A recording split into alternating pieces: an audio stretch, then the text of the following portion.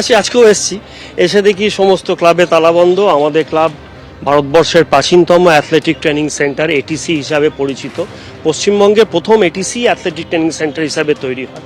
তো এসে দেখি এটাও তালাবন্ধ। আমাদের এখানে প্রায় 120-30টা বাচ্চার ছেলেমেয়ে প্রত্যেক দিন আসে। তো আমি জানি না এখন ওরা আসবে কি না, আমি ফোন করে বলার চেষ্টা করছি। কোনো রকম অ্যাথলেটিক্স অ্যাক্টিভিটি নেই, কিচ্ছু নেই।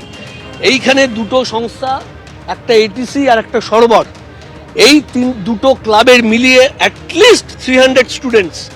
ওই বাইরের মাঠে ধুলো, কি ধুলো, কল্পনার বাইরে, এত ধুলো। ওই ধুলোর মধ্যে ছেলেমেয়েরা প্র্যাকটিস করেছে। আর মানে যদি এটা মেজার করার কিছু থাকতো তাহলে দেখতো যে লাংসে এত এত ধুলো।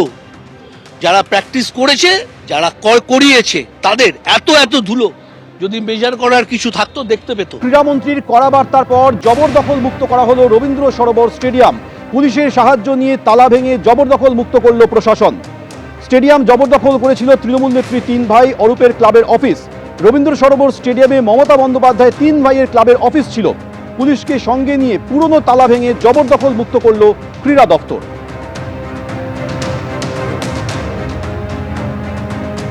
একটা সময় রবীন্দ্র সরোবর স্টেডিয়াম বাংলার খেলাধুলার জগতের ফুসফুস ছিল। তারপর 2011 সালে পালা বদলের পর থেকেই এই রবীন্দ্র সরোবর স্টেডিয়াম বেহাল হয়েছে। তারপর সময় যত এগিয়েছে রবীন্দ্র সরোবর স্টেডিয়ামের খেলা কম, জবরদখল বেশি হয়েছে। এই রবীন্দ্র সরোবর স্টেডিয়ামের নিচে যে একাধিক ঘর দেখতে পাওয়া যাচ্ছে, সেটা পূর্বতন সরকারের প্রাক্তন মুখ্যমন্ত্রী মমতা বন্দ্যোপাধ্যায়ের ভাই স্বপন বন্দ্যোপাধ্যায় ওরফে বাবুন বন্দ্যোপাধ্যায়ের কালীঘাট স্পোর্টস লাভার অ্যাসোসিয়েশনের ঘর যেমন ছিল, তেমনি আরেক ভাই কার্তিক বন্দ্যোপাধ্যায়ের ক্লাব বিবেক ক্লাবের ঘর ছিল। আরেক ভাই অজিত বন্দ্যোপাধ্যায়ের ক্লাব কালীঘাট এমএস অর্থাৎ কালীঘাট মিলন সংঘের ক্লাবও এখানে জবরদখল হয়েছিল। শুধু তাই নয়, প্রাক্তন ক্রীড়ামন্ত্রী অরূপ বিশ্বাসের ভাই স্বরূপ বিশ্বাসের সুরুচি সংঘ ক্লাবের ঘরও এখানে দখল অবস্থায় ছিল। যে ছবি দেখতে পাওয়া যাচ্ছে কলকাতা লিগের প্রথম ডিভিশন চ্যাম্পিয়ন হওয়ার সেই ছবি এখনও রয়েছে। ছবি এখানে থাকলেও ঘর দখলমুক্ত হয়ে গেছে আজ। এখানে যে একাধিক যে ঘরগুলো, সেই ঘরগুলোর তালা ভেঙে নতুন তালা লাগিয়ে দেওয়া হয়েছে।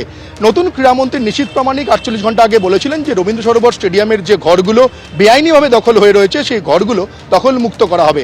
48 ঘন্টা কাটতে না কাটতেই রবীন্দ্র সরোবর স্টেডিয়ামের সেই একাধিক ঘর দখলমুক্ত করা হলো। এবং নিশীথ প্রামাণিকের তরফে যেটা বলা হয়েছে যে রবীন্দ্র সরোবর স্টেডিয়ামের যে অ্যাথলেটিক ট্র্যাক, সেই অ্যাথলেটিক্স ট্র্যাক এখানে ফিরিয়ে আনা হবে। এবিপি আনন্দ, এগিয়ে থাকে, এগিয়ে রাখে।